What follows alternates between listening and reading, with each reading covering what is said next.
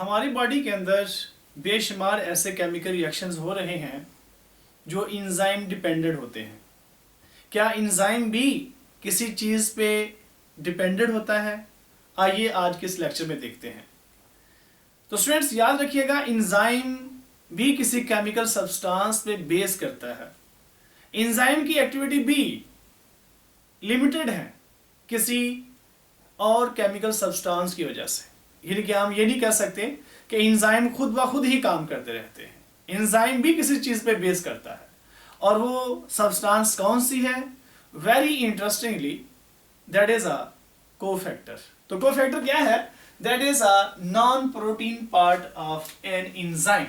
यानी कि इंजाइम तो प्रोटीन के बने होते हैं, तो इंजाइम के अंदर भी एक ऐसा नॉन प्रोटीन पार्ट है जो इंजाइम के प्रॉपर काम करने के लिए बहुत ही जरूरी है, और उस इंपॉर्टेंट पार्ट को हम कोफैक्टर का नाम देते हैं। तो स्टूडेंट्स, कोफैक्टर की इंजाइम के लिए बहुत इंपॉर्टेंस है। जैसे it is very essential for proper functioning of enzyme. It means that अगर ये नहीं होगा तो इंजाइम अपना प्रॉपर फंक्शन परफॉर्म नहीं करेगा। इंजाइम के अंदर कोफैक्टर एक ब्रिज के तौर पर, एक लिंक के तौर पर एक्ट करता है between enzyme and substrate. It means that कि ये दोनों को जोड़ता है। कौन?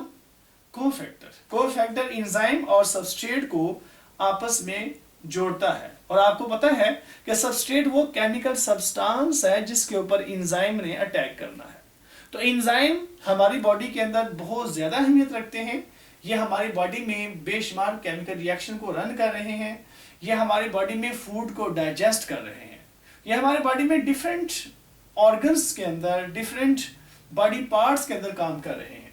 तो ये कोफैक्टर बेस्ड होते हैं। और याद रखिएगा, कोफैक्टर और इंजाइम, जो कोफैक्टर है वो इंजाइम और सबस्ट्रेट के दरमियान एक लिंक पैदा करता है, एक ब्रिज के तौर पर एक्ट करता है। Cofactor also provides energy for completion of reaction. It means that कि इंजाइम के पास अगर कोफैक्टर नहीं लगा हुआ तो इंजाइम अपनी एनर्जी केमिकल रिएक्शन में यूटिलाइज नहीं कर सकता। इसका मतलब एनर्जी कौन दे रहा है? कोफैक्टर। तो कोफैक्टर एनर्जी दे सकता है for completion of reaction. And several cofactors they involve in oxidation and reduction reactions. बेशुमार ऐसे कोफैक्टर मौजूद हैं जो हाइड्रोजन को ले सकते हैं, हाइड्रोजन को दे सकते हैं, किसी केमिकल कंपाउंड में से हाइड्रोजन को निकाल सकते हैं, बेशुमार केमिकल रिएक्शन में हाइड्रोजन को ऐड कर सकते हैं। तो ये ऑक्सीडेशन और रिडक्शन रिएक्शन दोनों में इन्वॉल्व होते हैं। ये नेक्स्ट डिटेल से हम पढ़ेंगे। तो कोफैक्टर की डिफरेंट टाइप्स हैं। इंपॉर्टेंट क्वेश्चंस हैं स्टूडेंट्स। कोफैक्टर की डिफरेंट टाइप्स हैं, जैसे एक्टिवेटर्स है, कोएंजाइम है और प्रोस्थेटिक ग्रुप्स हैं। तो ये देखते हैं एक्टिवेटर्स क्या होते हैं। Activators, they are the cofactors which are inorganic in nature. ये नेचर में inorganic है और डिटैचेबल होते हैं। ये इंजाइम से अलग हो सकते हैं और मोस्टली ये मेटल आयंस हैं, जिसमें शामिल हैं जिंक, कॉपर, आयरन वगैरह। जबकि कोएंजाइम ऑर्गेनिक होते हैं और ये इंजाइम के साथ अटैच होते हैं लूजली, यानी कि ये इंजाइम के साथ बहुत स्ट्रॉन्ग बॉन्ड नहीं बनाते और इनका फंक्शनल रोल होता है। ये इंजाइम के फंक्शनल रोल में इन्वॉल्व होते हैं और उसके बाद फंक्शन परफॉर्म करने के बाद इंजाइम से ये अलग हो सकते हैं। जैसे इसमें एग्जांपल है NAD, nicotine amide adenine dinucleotide. दो न्यूक्लियोटाइड के जुड़ने से ये कंपाउंड बनता है NAD।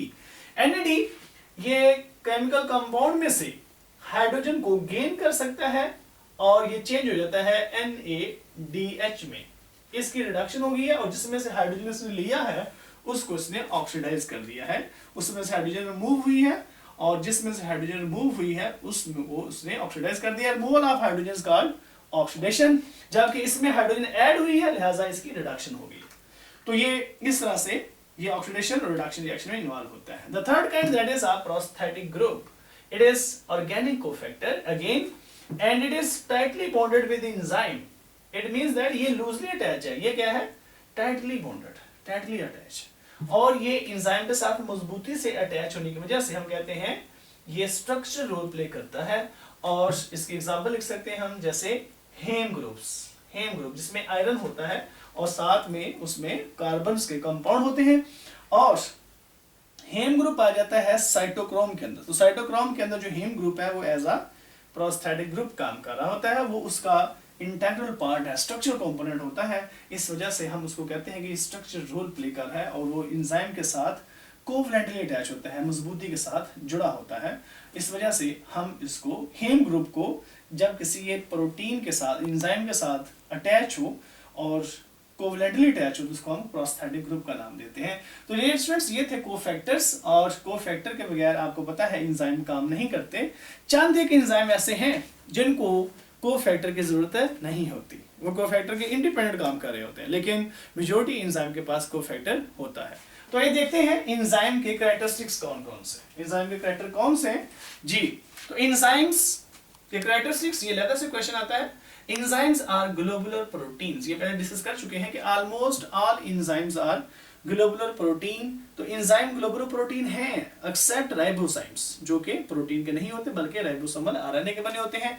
हम ये भी डिस्कस कर चुके हैं कि एंजाइम केमिकल रिएक्शन को स्पीड अप करते हैं, एंजाइम की वजह से केमिकल रिएक्शन स्पीड अप हो जाता है, केमिकल रिएक्शन की एफिशिएंसी में इजाफा हो जाता है। जो रिएक्शन एंजाइम के बगैर देर से होना था, एंजाइम की प्रेजेंस में वो रिएक्शन स्पीड से होने लग जाता है। तो रिएक्शन में एंजाइम अपने आप को कंज्यूम नहीं करते, इसका मतलब ये है कि एंजाइम की थोड़ी सी क्वांटिटी भी काफी है रिएक्शन के लिए। तो ये क्योंकि बार बार इस्तेमाल होते हैं, इस वजह से हम कहते हैं कि ये थोड़े से भी होंगे तो ये बार बार यूज होके और रिएक्शन को प्रोसीड करते रहेंगे, तो ये खुद डिस्ट्रॉय नहीं होते।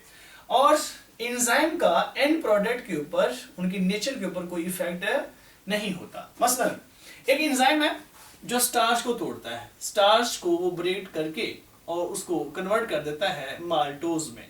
तो माल्टोज फर्ज करें कि ये एक एमाइलेज का एंड प्रोडक्ट है, ये माल्टोज। तो एमाइलेज एक एंजाइम है जिसने स्टार्च के ऊपर ऐड किया और उसको माल्टोज में कन्वर्ट कर दिया। एमाइलेज का माल्टोज एंड प्रोडक्ट है, और अगर जिस मीडियम के अंदर माल्टोज है उसमें अगर एमाइलेज होगा तो एमाइलेज के होने से माल्टोज के ऊपर कोई इफेक्ट नहीं होगा, क्योंकि ये इसका एंजाइम नहीं है। इसके लिए अगर इसको तोड़ना है तो इसके लिए एक और एंजाइम चाहिए, maltase.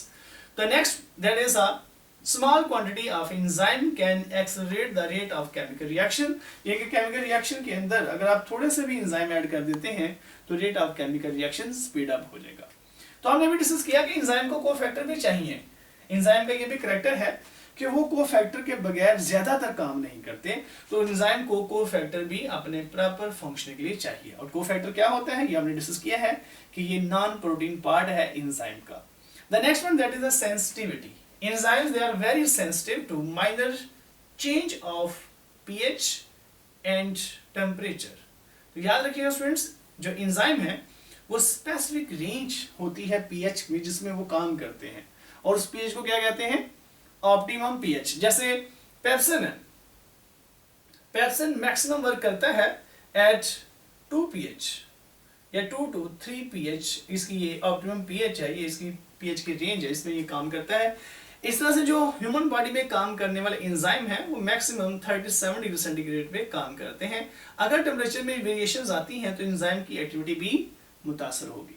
The next factor that is the specificity. Enzymes they are very specific in their action. It means that कि specific enzyme specific substrate के ऊपर ही act करता है और उसको product में change कर देता है।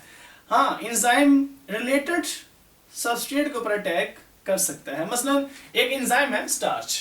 अब starch एक polysaccharide है और ये टूटता है एमाइलेज से, और याद रखिएगा एक और सबस्ट्रेट है जिसका नाम है glycogen.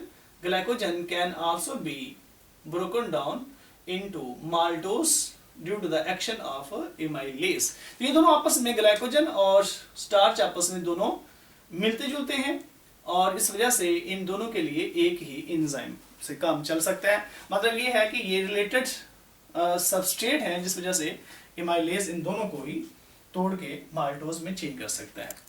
The last point that is the activation energy. Enzyme increase the rate of chemical reaction by lower the activation energy. Activation energy is the minimum amount of energy that is required to initiate a reaction. ऐसी energy की quantity थोड़ी सी जो किसी reaction को शुरू करने के लिए इस्तेमाल होती है, उसको हम एक्टिवेशन एनर्जी का नाम देते हैं। इसका मतलब ये हुआ कि एक्टिवेशन एनर्जी केमिकल रिएक्शन को स्टार्ट करने के लिए एक बैरियर है, एक रुकावट है। तो एंजाइम क्या करते हैं, इस बैरियर को कम कर देते हैं, इस एक्टिवेशन एनर्जी को कम कर देते हैं, जिससे रिएक्शन स्पीड से होने लग जाता है। तो एंजाइम क्या करते हैं, रेट ऑफ केमिकल रिएक्शन को तेज करते हैं bye lowering the activation energy. तो नेक्स्ट लेक्चर में इंशाल्लाह हम इसको डिटेल से पढ़ेंगे कि एक्टिवेशन एनर्जी क्या है, एंजाइम किस तरह से इसको लो करते हैं। अपना बहुत ख्याल रखिएगा। अल्लाह हाफिज।